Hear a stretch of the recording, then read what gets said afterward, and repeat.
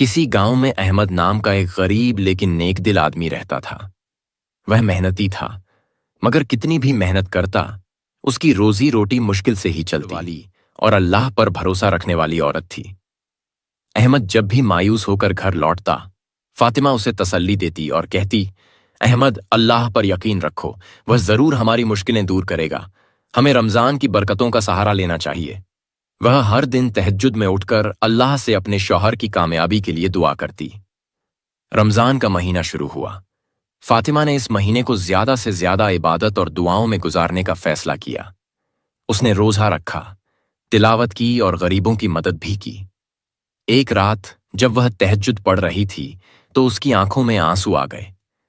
اس نے دل سے دعا کی، اے اللہ، ہمارے حالات بدل دے، میرے شوہر کو حلال اور برکت والی روزی عطا کر۔ اسی دن صبح جب احمد کام کی تلاش میں نکلا تو اسے ایک امیر سوداگر ملا۔ سوداگر کو ایک ایماندار آدمی کی ضرورت تھی جو اس کی دکان سنبھال سکے۔ کسی نے اسے احمد کا نام بتایا۔ احمد سے ملنے کے بعد سوداگر اس کی ایمانداری اور محنت دیکھ کر بہت خوش ہوا اور اسے اپنے ساتھ کام پر رکھ لیا۔ کچھ ہی مہینوں میں احمد کی محنت رنگ لائی۔ اس کا کاروبار بڑھنے لگا اور اس کی تنگحالی دور ہو گئی۔ وہ فاطمہ کے پاس آیا اور بولا، فاطمہ، یہ سب تمہاری دعاؤں اور رمضان کی برکت کا نتیجہ ہے۔ فاطمہ مسکرائی اور بولی، نہیں احمد، یہ اللہ کی رحمت ہے جو اس نے ہمارے صبر اور یقین کے بدلے ہمیں عطا کی۔ احمد کی زندگی میں خوشحالی آ چکی تھی۔ اب وہ صرف اپنے گھر کی ہی نہیں بلکہ گاؤں کے ضرورت مندوں کی بھی مدد کرنے لگا۔ لیکن فاطمہ نے اسے سمجھایا، احمد، سچی نیکی وہی ہوتی ہے جو بنا کسی دکھاوے کے کی جائے۔ ہمیں اللہ کی راہ میں ایسے دینا چاہیے کہ ایک ہاتھ سے دیں تو دوسرے ہاتھ کو بھی نہ پتہ چلے۔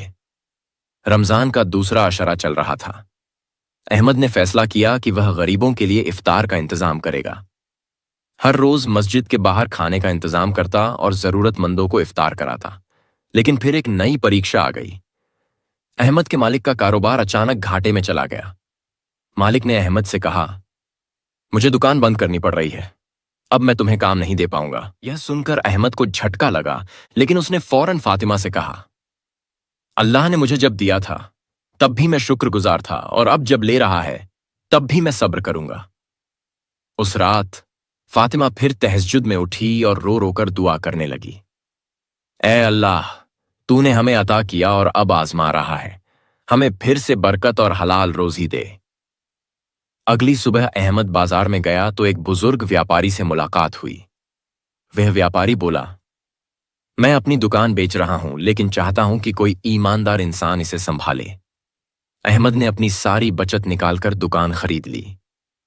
دھیرے دھیرے اس کی دکان چل نکلی اور کچھ ہی مہینوں میں وہ اپنے مالک سے بھی بڑا ویاپاری بن گیا۔ لیکن اس نے اپنی نیکی نہیں چھوڑی۔ ہر رمضان وہ 100 سے زیادہ غریبوں کا افطار کروانے لگا۔ احمد اب ایک کامیاب ویاپاری بن چکا تھا۔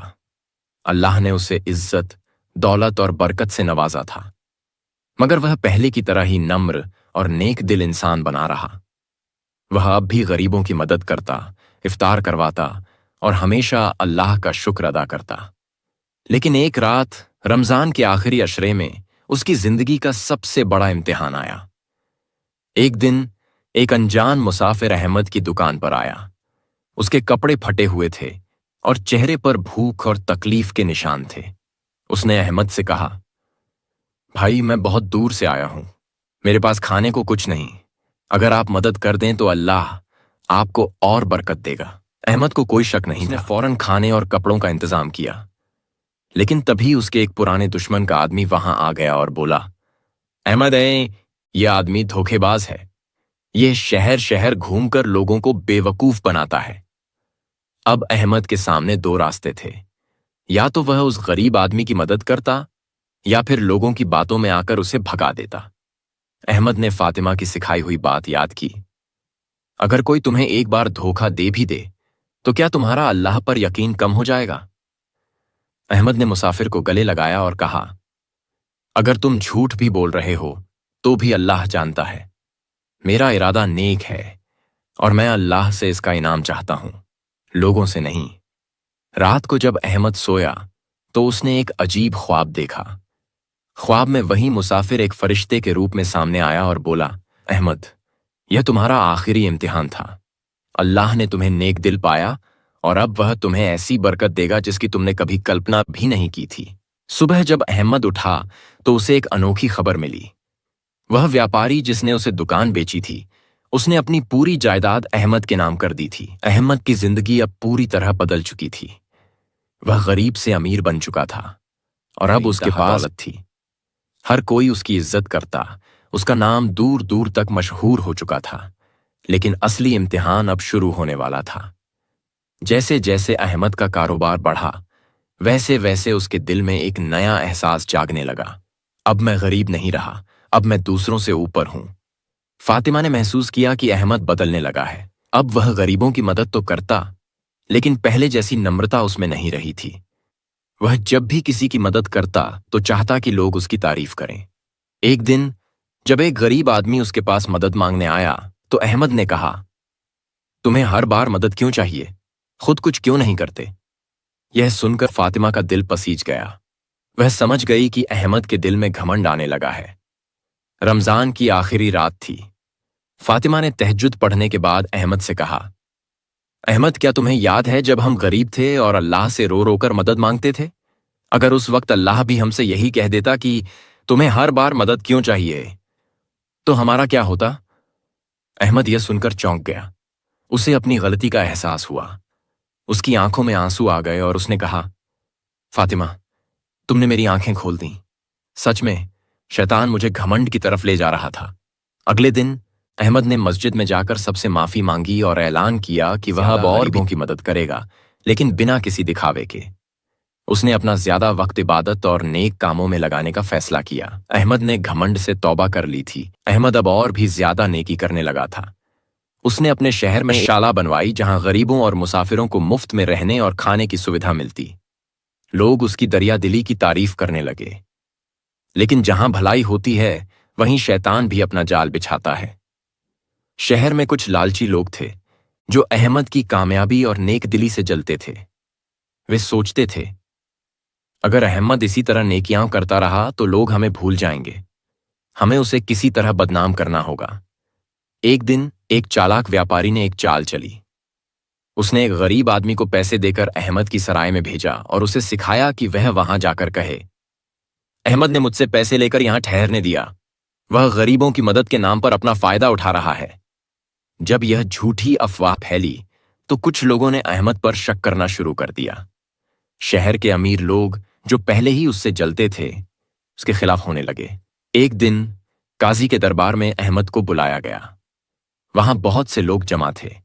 वह गरीब आदमी भी वहां था जिसे खरीदा गया था। उसने झूठी गवाही दी। मुझे सराय में ठहरने के लिए अहमद ने पैसे लिए थे। वह दिखावे के लिए गरीबों की मदद करता है, असल में वह हमसे पैसे। यह सुनकर लोग हैरान रह गए। कुछ लोगों को यकीन नहीं हुआ, लेकिन कुछ ने कहना शुरू कर दिया, अगर यह सच है तो अहमद भी बाकी अमीरों की तरह है। फातिमा ने यह खबर सुनी तो वह तुरंत अहमद के पास आई और बोली, सच हमेशा जीतता है अहमद, सब्र रखो और अल्लाह से मदद मांगो। अहमद ने रात को तहज्जुद पढ़ी और अल्लाह से दुआ की, ऐ अल्लाह, मैं बेकसूर हूं, मुझे इन इल्जामों से बचा ले। अगले दिन वही गरीब आदमी जिसने झूठी गवाही दी थी, अचानक शहर के बाजार में रोने लगा। उसने सबके सामने कबूल किया, मैंने झूठ बोला था। मुझे पैसे देकर अहमद साहब के खिलाफ साजिश रचवाई गई थी। सच ये है कि उन्होंने कभी मुझसे कुछ नहीं मांगा। यह सुनते ही लोग गुस्से में आ गए और उस व्यापारी को पकड़ लिया जिसने साजिश रची थी। काजी ने अहमद से माफी मांगी और ऐलान किया, अहमद वाकई एक नेक इंसान है और जो भी उसकी बुराई करेगा वह खुद बर्बाद होगा। अहमद पर लगे झूठे इल्जाम मिट चुके थे और अब लोग उसे पहले से भी ज्यादा इज्जत देने लगे थे। लेकिन इस बार उसका इम्तिहान और बड़ा था। अल्लाह अब देखना चाहता था कि क्या अहमद सिर्फ आम लोगों के लिए ही नेक है या फिर वह अपने सबसे बड़े दुश्मन के लिए भी वही नेकी दिखा सकता है। अहमद जिस व्यापारी के खिलाफ साजिश रची गई थी वह अकेला नहीं था। उसके पीछे एक बड़ा आदमी था, मुर्तजा, जो कई सालों से अहमद से जलता था। जब अहमद गरीब था तब मुर्तज़ा उसे ताने मारता था, और जब अहमद अमीर हुआ तब उसने अहमद को बदनाम करने की कोशिश की। लेकिन जब उसकी चाल नाकाम हो गई तो उसकी खुद की दौलत डूब गई। अब मुर्तज़ा गरीब हो चुका था, उसकी सारी जायदाद बिक गई थी और उसे लोगों से उधार लेकर गुजारा करना पड़ रहा था। एक दिन जब उसके पास खाने के लिए भी कुछ नहीं बचा तो उसने फैसला किया कि वह अपने सबसे बड़े दुश्मन अहमद के पास जाएगा और उससे मदद मांगेगा। रमजान का आखिरी जुमा था। अहमद मस्जिद से लौट रहा था कि उसने देखा सामने एक थका मांदा फटे पुराने कपड़ों में एक आदमी खड़ा था। जैसे ही वह करीब आया, अहमद पिघल गया। यह मुर्तज़ा था। मुर्तज़ा की आंखों में आंसू थे। उसने धीरे से कहा, अहमद भाई, मैं जानता हूं कि मैंने तुम्हारे साथ बहुत बुरा किया। मैंने तुम्हारे खिलाफ साजिशें रचीं, लेकिन अल्लाह ने तुम्हें बचा लिया और मुझे सजा दी। अब मैं तुम्हारे दर पर हूं। अगर तुम मुझे माफ नहीं कर सकते तो कम से कम मेरे बच्चों की मदद कर दो, वे भूखे हैं। अहमद के दिल में कई ख्याल आए। यह वही आदमी था जिसने उसे बार बार तकलीफ दी थी। अब जब ने उसे सजा दी तो क्या उसे माफ कर देना चाहिए, या उसे भी वह तकलीफ महसूस करनी चाहिए जो अहमद ने की थी? अहमद ने फातिमा की तरफ देखा। फातिमा मुस्कुरा रही थी और उसने धीरे से कहा, अहमद, जो सबसे मुश्किल हो वही अल्लाह के सबसे करीब ले जाता है। अहमद ने मुर्तज़ा को गले लगा लिया और कहा, मैं तुझे वही देता हूं जो अल्लाह ने मुझे दिया, माफी और रहमत। चलो तुम्हारे बच्चों के लिए खाना और घर का इंतजाम करते हैं। मुर्तज़ा की आंखों से आंसू गिरने लगे। उसने अपने दोनों हाथ उठाए और दुआ की, ऐ अल्लाह, जिस तरह अहमद ने मुझे माफ किया वैसे ही तू इसे अपने दरबार में माफ करना और इसे और बरकत देना। मुर्तज़ा को माफ करके अहमद ने इंसानियत और सच्चे ईमान की मिसाल पेश की थी। अब वह पूरे शहर में और भी ज्यादा इज्जतदार बन चुका था। हर कोई उसकी दरियादिली और नेक दिली की मिसाल देता। लेकिन अहमद के लिए अल्लाह की तरफ से एक और बड़ा इम्तिहान आने वाला था। एक ऐसा इम्तिहान जो सिर्फ उसकी नहीं बल्कि पूरे शहर की किस्मत बदल सकता था।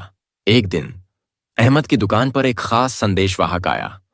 वह खलीफा के दरबार से आया था और उसने कहा, खलीफा ने तुम्हें अपनी सभा में बुलाया है, वह तुमसे मिलना चाहते हैं। अहमद को हैरानी हुई।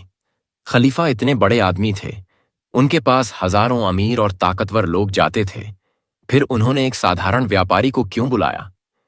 फातिमा ने अहमद से कहा, अल्लाह तुम्हें और ऊंचाई देने वाला है, लेकिन याद रखना, ताकत और दौलत से इंसान बदल जाता है। तुम्हें इस इम्तिहान में भी पास होना होगा।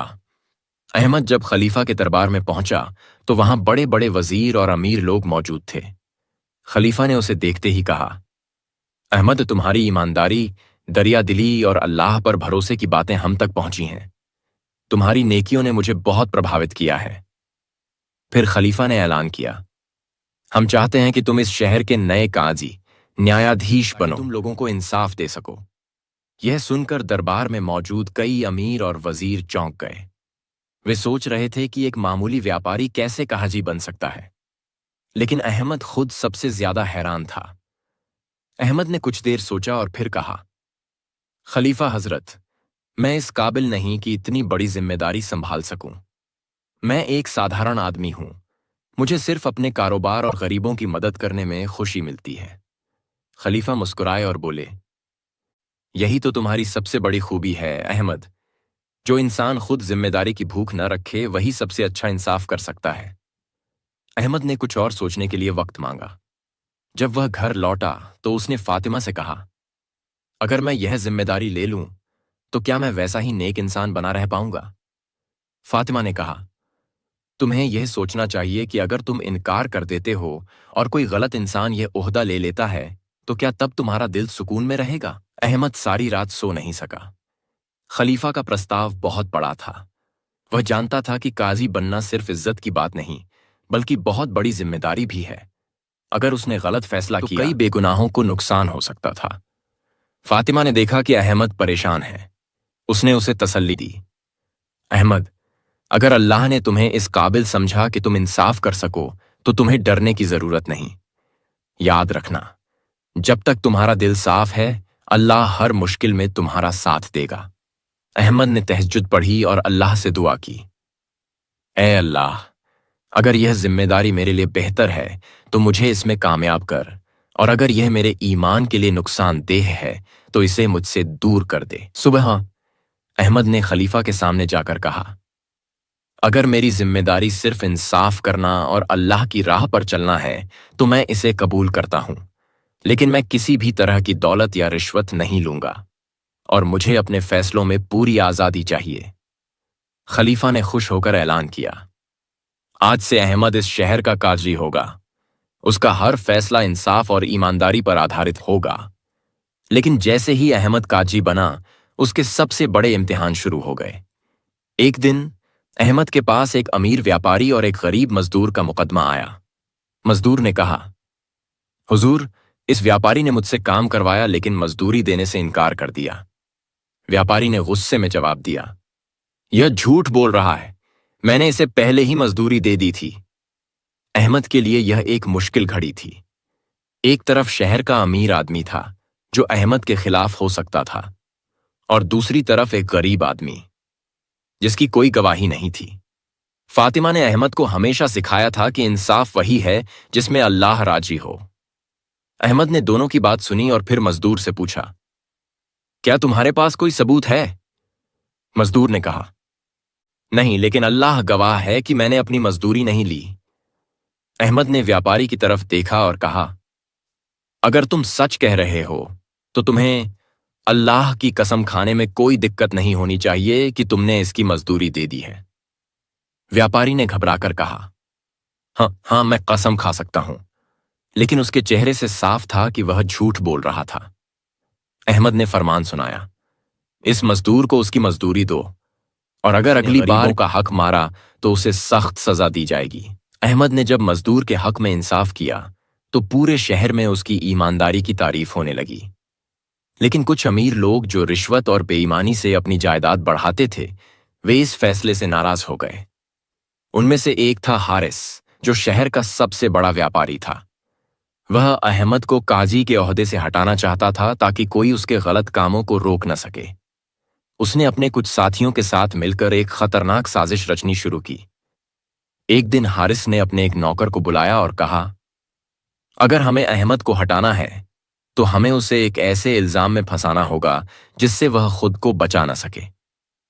نوکر نے پوچھا، لیکن حضور، کون سا الزام؟ حارث نے مسکرا کر کہا، ہم اسے رشوت خوری کا الزام دیں گے۔ اگر شہر کو یقین دلا دیا جائے کہ احمد بھی باقی قاضیوں کی طرح لالچی ہے تو خلیفہ خود اسے ہٹا دے گا۔ رمضان کی ایک رات حارث نے کچھ گواہوں کو خرید لیا اور ایک غریب آدمی کو زبردستی پیسے دے کر احمد کی عدالت میں بھیجا۔ اس آدمی نے روتے ہوئے کہا، حضور، آپ نے کچھ دن پہلے مجھ سے کہا تھا کہ اگر میں فیصلہ اپنے حق میں چاہتا ہوں تو مجھے آپ کو پیسے دینے ہوں گے۔ احمد یہ سن کر دنگ رہ گیا۔ اس نے کہا، تم اللہ کی قسم کھا کر کہہ سکتے ہو کہ میں نے تم سے پیسے مانگے۔ آدمی گھبرا گیا، لیکن حارث کے ڈر سے اس نے زبردستی دیکھتے ہی دیکھتے شہر میں یہ افواہ پھیل گئی کہ احمد بھی رشوت لیتا ہے۔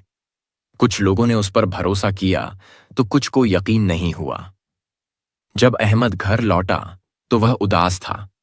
اس نے فاطمہ سے کہا، میں نے ہمیشہ نیکی کی، پھر بھی مجھ پر اتنا بڑا الزام لگ گیا۔ فاطمہ نے مسکرا کر کہا، جب نبی صلی اللہ علیہ وسلم کو بھی لوگوں نے جادوگر اور جھوٹا کہا تھا تو تم کیوں پریشان ہوتے ہو؟ سچائی ہمیشہ جیتتی ہے۔ احمد نے کہا، لیکن اگر میں خود کو بے گناہ ثابت نہیں کر سکا تو خلیفہ مجھے ہٹا دے گا۔ فاطمہ نے جواب دیا، فیصلہ انسانوں کا نہیں، اللہ کا ہوتا ہے، بس صبر کرو اور سچ کو سامنے آنے دو۔ اگلے دن خلیفہ نے احمد کو بلایا اور پوچھا، کیا یہ سچ ہے کہ تم نے رشوت لی؟